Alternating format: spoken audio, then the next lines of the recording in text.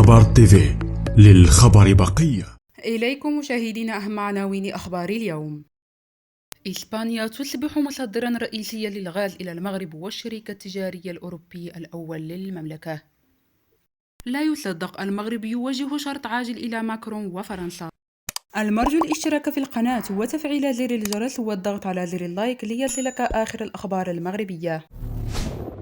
إسبانيا تصبح مصدرا رئيسيا للغاز إلى المغرب والشريك التجاري الأوروبي الأول للمملكة. كشف تقرير للجمارك الإسبانية صدر اليوم الثلاثاء أن مدريد أصبحت مصدرا رئيسيا للغاز ومواد التشحيم نحو المغرب.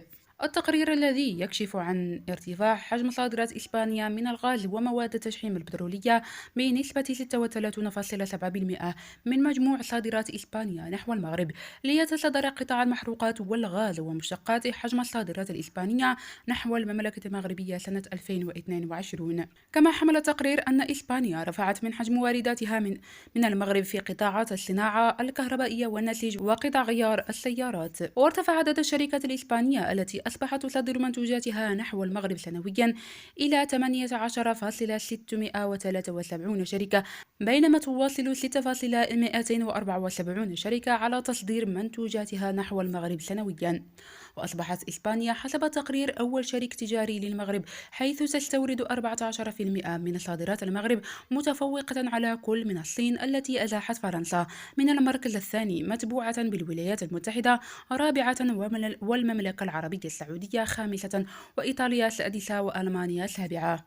كما أصبحت إسبانيا أول مصدر نحو المغرب بنسبة 19.9% من مجموع واردات المملكة المغربية سنة 2022. وتصدرت إسبانيا الشركاء التجاريين والمصدرين للمغرب متبوعة بفرنسا بنسبة 19%، والهند ثالثة بنسبة 6.27%، والبرازيل رابعة بنسبة 5.11%، وإيطاليا خامسة بنسبة 4.17%. لا يصدق، المغرب يوجه شرط عاجل إلى ماكرون وفرنسا.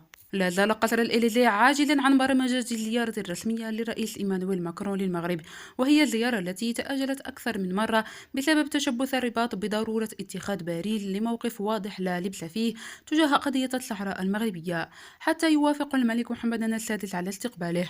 وحسب ما نشره الإعلام الفرنسي، فإن مباحثات مكثفة تجري حاليا في الكواليس بغية الوصول إلى صيغة توافقية تمكن من برمجة الزيارة قبيل حلول عيد الفطر، وذلك لاحترام الموعد الذي أعلن عنه الجانب الفرنسي سابقا، والذي أكد أن ماكرون سيحل بالمغرب خلال الربع الأول من السنة الجارية. وتصف ذات المصادر أن محاولة باريس عدم إغضاب النظام العسكري الحاكم بالجزائر ستجعل المهمة شبه مستحيلة، خاصة وأن العاهل المغربي سبق وأن أكد في خطاب سابق أن قضية الصحراء هي النظارة التي ينظر بها المغرب إلى العالم.